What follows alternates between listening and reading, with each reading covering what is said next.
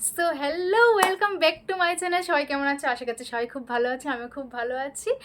তো আজকে আমি চলে এসেছি তোমাদের জন্য স্পেশাল কিছু, মানে তোমরা অনেকে আমাকে অনেক দিন থেকে ভিডিও নিচ্ছে, মানে কমেন্ট সেকশনে অনেক কোশ্চেন্স করো, যেগুলো আমি সবাইকে রিপ্লাই দেওয়া পসিবল হয় না। সেই জন্য আমি ভাবলাম যে এই ভিডিওর মাধ্যমে তোমাদের মানে আনসারগুলো দেই। তো চলো, লেটস স্টার্ট। তো আচ্ছা, ফার্স্ট কমেন্ট হচ্ছে, দিদি সন্দীপদের সাথে প্র্যাঙ্ক করো প্লিজ। এই কোশ্চেন্সটা অনেকজন করেছে, তো আমি বলতে চাই যে আমি আগেও করেছি মানে প্র্যাঙ্ক। এবার যেহেতু ওর বাড়িটা সত্যি অনেকটা দূরে, মানে আমি যেখানে থাকি এখান থেকে অনেকটাই দূরে, তার জন্য যাওয়াটা সত্যি পসিবল হয় না। আমি চেষ্টা করব করার, কিন্তু সত্যি অনেকটা দূরে তোর বাড়িটা, তার জন্য পসিবল হয় না। যাই হোক, তারপর একজন জিজ্ঞেস করো তুমি যে শুটিং করো ওটার নাম কে। যাই হোক, আমি আমি তার আগে একটা ব্লগের মাধ্যমে বলেছিলাম যে আমি এখন সান বাংলাতে কাজ করছি, ক্রাইম ডায়েরিতে। আশা করছি অনেকে দেখতে পেয়েছো, মানে দেখেছো আমার এপিসোডটা। আর যারা দেখোনি তারা গিয়ে আমার আগের যে ব্লগগুলো দেখবে, যে সান বাংলার এরকম লোগো দেওয়া আছে, ওখানে নিচে ডেসক্রিপশনে লেখা আছে, মানে আমার এপিসোডের লিঙ্ক দেওয়া আছে। তো তোমরা যারা দেখোনি তাড়াতাড়ি যাও, গিয়ে দেখো, আর জানাবে কমেন্ট সেকশনে যে কেমন লাগলো। আচ্ছা, আবার আরেকজন বলো সন্দীপ দাকে প্র্যাঙ্ক। সত্যি অনেকটা দূরে, না হলে সত্যি অনেক ভিডিও আসতো, করা পসিবল না, অনেকটা দূরে তো, মানে প্রায় 2-2.5 ঘন্টা লাগে। তো আমার অত দূরে যাওয়াটা সবসময় পসিবল হয়ে ওঠে না, যেহেতু আমার কাজ থাকে, আমি অনেকটা দূরে থাকি টালিগঞ্জ, ও থেকে কই বারাসাতে, তো অনেকটাই দূরে। যাই হোক, নেক্সট কোশ্চেনে যাচ্ছি।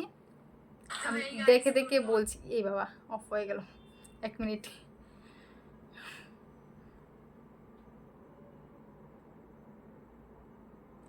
আর আরেকটা কথা হচ্ছে, কারো যদি আরও কিছু কোশ্চেন্স মিস করে যায়, তোমরা নিশ্চয়ই কমেন্টসে বলবে, আমি আবার পরের যাদের প্রশ্নগুলো স্কিপ করে যায় যদি মনে হয়, তাহলে আমি পরের আবার কোনো ভিডিওতে মাধ্যমে আবার আমি বলার চেষ্টা করব। মানে অনেক সময় হতেই পারে স্কিপ, হতেই পারে, মানুষ মাত্র ভুল। দাঁড়া, তারপর তারপরে কোশ্চেন্স বলছি।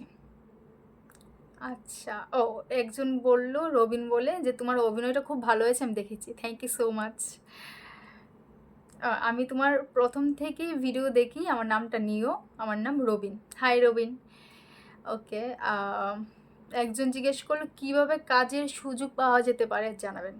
ওকে, এই কোশ্চেন্সটা অনেকেই করেছে আগের অনেক ভিডিওর মাধ্যমে, মানে আমি যখন ব্লগ মানে স্টার্ট করি আমার প্রথম প্রথম, তখন অনেকেই আমার এই কোশ্চেন্সটা করেছে। তো আমি তাদেরকে একটা কথা বলতে চাই, যে মানে এই যে প্রফেশনটা মানে যতটা ইজি মনে হয় এতটা ইজি নয়। মানে দেখতে মনে হয় যে ইজি অনেকটা, আমরা যখন টিভি পর্দায় দেখি যে মনে হয় অনেকটা ইজি, কিন্তু অতটা ইজি নয়, মানে ইজি নয়, অনেকটাই হার্ডওয়ার্ক করতে হয়। আমি যখন প্রথম আসি কলকাতায় অনেকটাই হার্ডওয়ার্ক করতে হয়েছে, প্রায় আমার 2.5-3 বছর পর আজকে এই জায়গায়, তাও আমি কিছুই করতে পারিনি এখনও। আর যতটুকু করতে পেরেছি ভগবান মা বাবার আশীর্বাদে, কিন্তু আমি এখনও কিছুই করতে পারিনি তেমনভাবে। তো যদি তোমরা আমাকে আগামী দিনে, মানে আমার যে ফ্যামিলি মেম্বার্স তোমরা আছো, যদি আমাকে সাপোর্ট করো, অবশ্যই আমি আরও অনেক দূর এগিয়ে যেতে পারবো, সেটা আমার বিশ্বাস আছে। তো এবার দেখা যাক। আর হ্যাঁ, তোমাদের কোশ্চেন্সের আনসারটা দিয়ে দিয়ে এত কথা না বলে।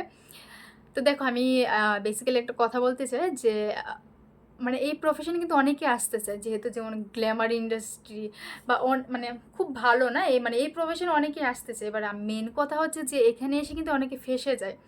কীরকম,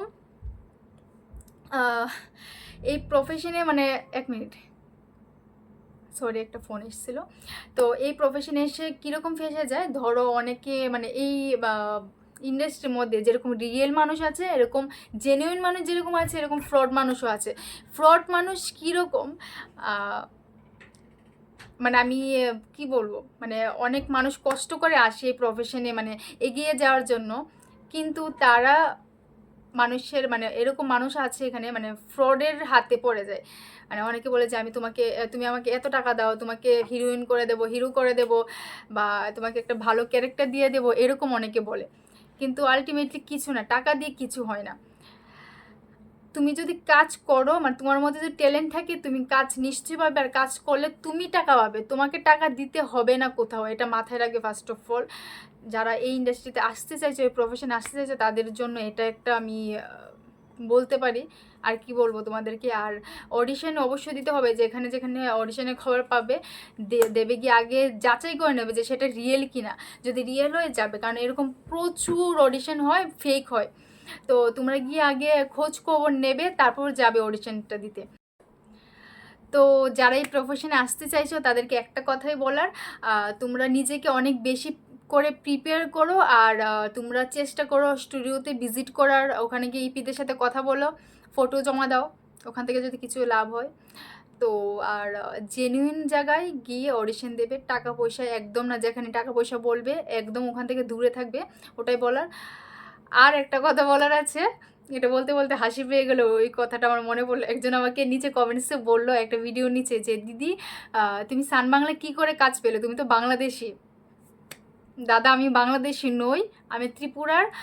আমি বেসিক্যালি আমি ত্রিপুরা, যেহেতু ছোটো থেকে ওখানে মানে বড় হয়েছি, তো ওখানের একটা অ্যাকসেন্ট আছে, সব জায়গারই একটা আলাদা অ্যাকসেন্ট আছে। তো তার জন্য আমার একটু অ্যাকসেন্টের প্রবলেম, তার জন্য এরকমটা মনে হয়। আর ত্রিপুরার চারিদিকে বাংলাদেশ, এটা ঠিক, কিন্তু আমরা বাংলাদেশি নই, আমি ত্রিপুরার, আমি ভারতীয়। তো এটাই বলার আছে, তার জন্য একটু অ্যাকসেন্টের প্রবলেম। প্রথমে অনেক বেশি প্রবলেম হতো, মানে এই প্রফেশন সত্যি বাংলাটা অনেকটা পরিষ্কার বাংলা চায়। এবার আমি অনেক জায়গায় এরকম হয়েছে যে অনেক জায়গায় অডিশনে সিলেক্ট হয়েও রিজেক্ট হয়ে গেছি, যেহেতু আমার ভাষার জন্য, মানে ওই অ্যাকসেন্টের জন্য, প্রবলেমের জন্য আমি রিজেক্ট হয়ে গেছি। এটা সত্যি কথা, তোমাদের কাছে লুকানোর কিছু নেই, যেহেতু তোমরা আমার ফ্যামিলি। তো এবার এখন যা কাজ করছি আমি জানি না কী করে পাচ্ছি, কিন্তু আমি যাই পাচ্ছি, কষ্ট করতে হয়েছে নিজেকে, আরও মানে চেঞ্জ করতে হবে, মানে আমার ভাষা পুরোপুরি চেঞ্জ করতে হবে, না হলে তো আরও এগোতে পারবো না, কাজ করব ধাপ করে নেমে যাব। তো যাই হোক, ওটাই বলার। তো তোমরা নিজে অনেক হার্ডওয়ার্ক করো, যারা এই প্রফেশনে আসতে চাইছে, ওটাই বলার। তারপর নেক্সট কোশ্চেনে যাচ্ছি।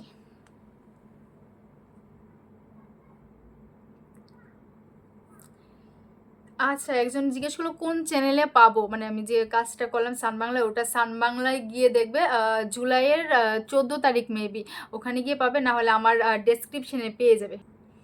আর যদি কারো কোনো কোশ্চেন্স থাকে বা মিস হয়ে থাকে, তাহলে তোমরা আমাকে কমেন্টস করে বলবে, আমি চেষ্টা করব তোমাদের কোশ্চেন্সে রিপ্লাই দেওয়ার।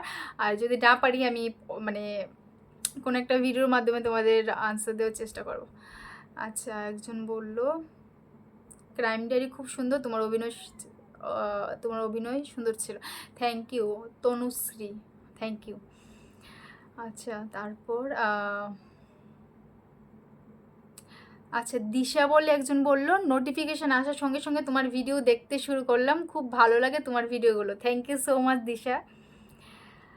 আচ্ছা, একজন বলল প্রিয়াঙ্কা দি তুমি কেমন আছো, তোমার ভিডিও আমার ভালো লাগে, আমি মালদ্বীপ থেকে দেখি। Thank you so much. আবার একজন বললো আরেকটা প্র্যাঙ্ক লাগবে সঞ্জীব দার উপরে। সঞ্জীব কে? সন্দীপ। যাই হোক, আমি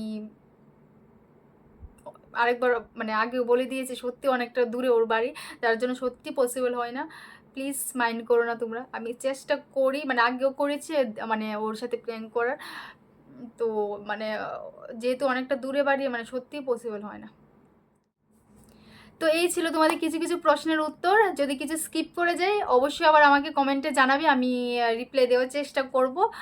আর তোমাদের সাথে কিছু কথা শেয়ার করার আছে, মানে কি বলো তো, আমি ইউটিউবটা খোলার পর থেকে অনেক কিছু প্রবলেম ফেস করেছি। আমি জানি না এটা কত দূর এগিয়ে যেতে পারবো এটাকে নিয়ে। আর আমি খোলার পর থেকে তোমরা অনেকটা আমাকে সাপোর্ট করছো, অনেক ভালোবাসা দিচ্ছ, সেটা দেখে আমি অনেক কৃতজ্ঞ তোমাদের প্রতি। সত্যি আমার খুব ভালো লাগে তোমাদের কমেন্টস পড়ি, সবাইকে রিপ্লাই দেওয়ার পসিবল হয় না। আমার ওটা খুব ভালো লেগেছে, সান বাংলার মানে অ্যাকাউন্টের নিচে ওখানে গিয়ে সব মেনশন করেছে প্রিয়াঙ্কাদির অভিনয় দেখতে কে কে এসেছে। আমার খুব ভালো লেগেছে, যারা যারা করেছে কমেন্টস সবাইকে ধন্যবাদ। আমার খুব ভালো লাগে তোমরা আমাকে এত ভালোবাসা দিচ্ছ এত কম দিনের মধ্যে। আমি জানি না কত দূর এগিয়ে যেতে পারবো, তোমরা যদি আমার পাশে থাকো আমি অবশ্যই অনেকটা দূর এই চ্যানেলটাকে নিয়ে যেতে পারবো। তো একটা কথা বলার ছিল, সেটা হচ্ছে ওটা পুরোপুরি পার্সোনাল, কিন্তু আমি মনে করি যে যেহেতু আমি তোমাদেরকে ফ্যামিলি মনে করি, তো তোমাদের কাছে শেয়ার করাটা দরকার। তো আমি জানি না ঠিক করছি না ভুল। তো বেসিক্যালি আমার মা অসুস্থ, তোমরা অনেকেই জানো যারা প্রথম থেকে ভিডিও দেখছো আমার। এবার মেন কথা হচ্ছে আমার মা অসুস্থ, বাবা অসুস্থ, আমার ঠাকুরমার বয়স হয়েছে, ঠাম্মা অসুস্থ, মানে আমার ভাই আমার থেকে ছোট, আমি বড়। তো এবার এটা হলো আমার ফ্যামিলির ডিটেলস। তারপর এবার কি বলতো, যেহেতু মা বাবা দুজনেই অসুস্থ, এবার রিলেটিভ যারা আছে তারাও অনেকে বলছে, তারাও খারাপের জন্য না, ভালোর জন্যই বলছে যে জব করার জন্য। মানে আমি এখন যে প্রফেশনে আছি দেখো, মানে মানে আমি যে প্রফেশনটায় আছি কি বলতো, ওটা ভালো, খুব ভালো, মানে অনেকের মানে এক মিনিট, অনেকের ড্রিম বলতে পারো এরকম। আমি অনেক কষ্ট করে কলকাতায় এসেছি, মানে অনেক কষ্ট করে, ওটা অন্য একদিন শেয়ার করবো তোমাদের। অনেক কষ্ট করে আমি এসেছি। এবার আমি চাই না যে এত তাড়াতাড়ি গিভ আপ করে আমি আবার ত্রিপুরায় চলে যাই, ব্যাক করে যাই। তো আমি যেহেতু অনেকটা কষ্ট করে এসেছি, কি করে এসেছি, অনেক স্ট্রাগল, সেটা আমি অন্যদিন মানে শেয়ার করবো তোমাদের সাথে। ওইগুলো যদি এখন বলি অনেক বড় স্টোরি হয়ে যাবে, তো অন্যদিন শেয়ার করব। তো ওটাই বলার আছে যে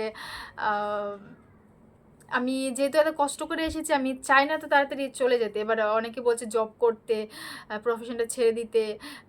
অনেকে এরকম বলে যে মধ্যবিত্ত গড়ের মানুষ এত, মানে এখন যদি এগুলো ভাবি, তোর তো মানে এরকম অনেকেই বলছে যে তোর মা শরীর ভালো না, বাবার শরীর ভালো না, তাহলে তুই এই প্রফেশনটাকে ছেড়ে তুই এখন জব কর, পরে যদি হয় তাহলে আবার পরে করিস। একটা কথা বলি, এবার আমি চাইলেই পারি যে আমি জব করতে, এবার যদি আমি জবে ঢুকি, আমি কিন্তু এই পুরোপুরি প্রফেশন থেকে বেরোতে হবে। শুধু সানডে অফ থাকবে। সানডেতে আমি কি করব তোমরা আমাকে বলো। সানডেতে আমি ডেলি মানে সকাল সকাল থেকে রাত অবধি জব করব। সানডেতে আমাকে কেউ নেবে শুটে? একদিনের জন্য এরকম হয়? আমি কি এত বড় হিরোইন হয়ে গেছে যে আমাকে একদিনের জন্য আমাকে কাস্ট করবে তারা? মানে আমার কথা মতো দাও। তো ওটা এরকমভাবে হয় না, আমার পুরোপুরি প্রফেশন থেকে বেরোতে হবে যদি আমার বেরোনোর হয়। তো ওটাই আর কি আমি চাইছি না। এবার আমি কি করব আমি জানি না। এবার তোমরা যেহেতু তোমাদের আমি ফ্যামিলি মনে করি, তোমরা আমাকে সাজেস্ট করো যে আমি কি করব, কি করা উচিত, কমেন্টসে বলবে। প্রফেশন থেকে কুইক করা উচিত, মানে ছেড়ে দেওয়া উচিত, নাকি আমি থাকবো এটাই স্ট্রাগলই করবো, মানে লেগে থাকবো, না কি করবো। এবার আমি ওটার পাশাপাশি তো আমি ইউটিউবটা খুললাম, যেহেতু আমার অনেক দিন থেকে ইচ্ছে ছিল। তো আমি চাইছিলাম যে শ্যুটের পাশাপাশি আমি ইউটিউবটা মানে করব। তো এখন আমাকে সবাই বলছে, মানে অনেকেই বলছে যে জব করতে, যেহেতু ফাইন্যান্সিয়াল দিক দিয়ে অনেকটা, সরি একটা ফোন এসেছিলো, যেহেতু ফাইন্যান্সিয়াল দিক থেকে মানে মানে একটু কি বলবো, একটু প্রবলেম চলছে, তো সেই জন্য অনেকেই বলছে যে জব করার জন্য। এবার আমি জানি না কী করবো, আমার তো একদমই ইচ্ছা নেই। যদি জবেই পুরোপুরি ঢুকে যায় তাহলে আমি এখন ত্রিপুরায় চলে যেতে হবে। আর এখানে করলেও আমাকে বলছে যে এখানে করলে তুই তো রেন্টে থাকিস, রেন্ট দিয়ে আর কি থাকবে, তুই খাওয়া খরচা দিয়ে বেশি থাকবে না, তার জন্য ত্রিপুরায় চলে যেতে। আবার ওখানে মানে যেতে এত কষ্ট করে আমি কলকাতায় এসেছি, এত স্ট্রাগল করছি, আজকে যতটুকুই কাজ করছি টুকটাক, বেশি তো করছি না, টুকটাক যাই করছি, মানে নিজে অনেক কষ্ট করে এই জায়গায় এসেছি। আমি এত তাড়াতাড়ি কী করে আমি এটাকে ছেড়ে দেবো, ওটাই আমি ভাবছি, খারাপ লাগছে, এখন জানি না আমি কী করবো। তো তোমরা আমাকে সাজেশন দাও, কি করা উচিত, জব করা উচিত, না এই প্রফেশন থেকে বেরিয়ে যাওয়া উচিত, ইউটিউব ছেড়ে দেওয়া উচিত, কী করবো তোমরা আমাকে বলো। তো এটাই তোমাদের কাছে বলার ছিল। তো চলো আজকের ব্লগটা এখানেই শেষ করছি। কি বলছি আমি, আচ্ছা কথা বলতে বলতে আমি নার্ভাস হয়ে গেছি, যাই হোক। তো আজকে ব্লগটা এখানে শেষ করছি। তোমরা আমাকে অবশ্যই, যদি আমাকে ফ্যামিলি মেম্বার মনে করো, আমি তোমাদেরকে ফ্যামিলি মেম্বার মনে করি বলে তার জন্য আমি এত কিছু শেয়ার করলাম, নিজের পার্সোনাল বিষয়গুলো সবাই শেয়ার করতে চায় না সোশ্যাল মিডিয়ায়, কিন্তু আমি করলাম। তো যাই হোক, তোমরা অবশ্যই আমাকে জানাবে, আমি সেই অপেক্ষায় থাকবো, আমি কমেন্টস পড়বো সবার। তো চলো আজকে ব্লগটা এতটুকুই। সবাই ভালো থাকবে, মানে সবাই ভালো থাকবে, টেক কেয়ার, টাটা।